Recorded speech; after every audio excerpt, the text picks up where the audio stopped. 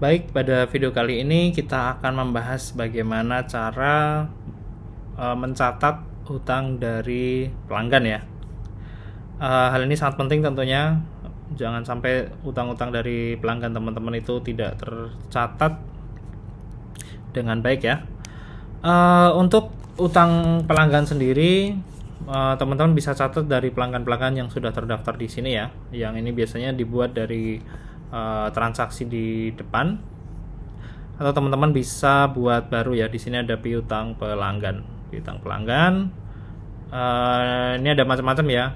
Ada dua jenis. Yang pertama adalah piutang baru. Jadi misalkan pelanggan teman-teman itu baru beli barang, terus kemudian belum dibayar gitu ya, langsung diambil barangnya, akan dibayar kapan-kapan gitu. Cuman untuk pembuatan piutang pelanggan ini pastikan teman-teman melakukan penjualan di hari tersebut ya. Ini bukan untuk piutang yang tiba-tiba datang terus minjem duit tanpa adanya transaksi pembelian barang, itu tidak bisa dicatat di sini ya. Karena nanti pembuatan piutang ini akan mengurangi nilai dari kas di bank teman-teman. Jadi ini seakan-akan memberikan barang tapi uangnya belum ada, jadi dipotong dari sini gitu ya. Itu yang perlu teman-teman pahami ya. Pelanggannya misalkan belum ada, misalkan Pak Subagio gitu, baru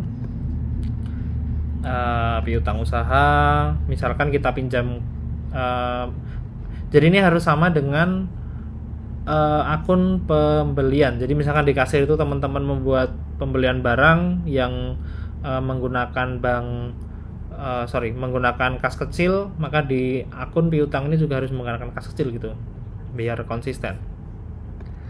Misalkan utangnya adalah 100.000, misalkan utang pembelian mie instan dan air mineral gitu misalkan. Ini cukup penting ya catatannya untuk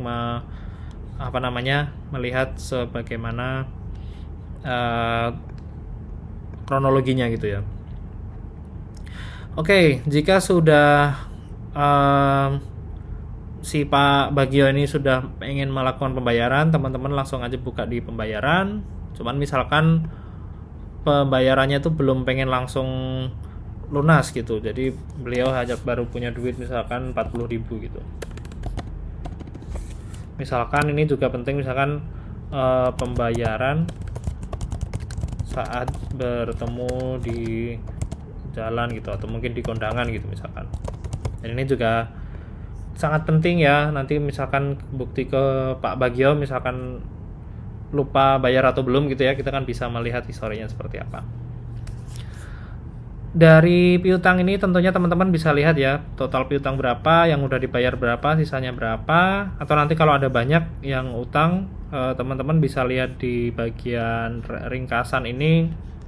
Jadi teman-teman bisa tahu, selain penjualan, teman-teman juga bisa tahu hak yang belum kita dapat itu berapa sih, dan juga utang yang belum kita bayarkan ke supplier itu berapa sih gitu dari ringkasan. Oke, itu dulu video kali ini. Sampai bertemu di video selanjutnya.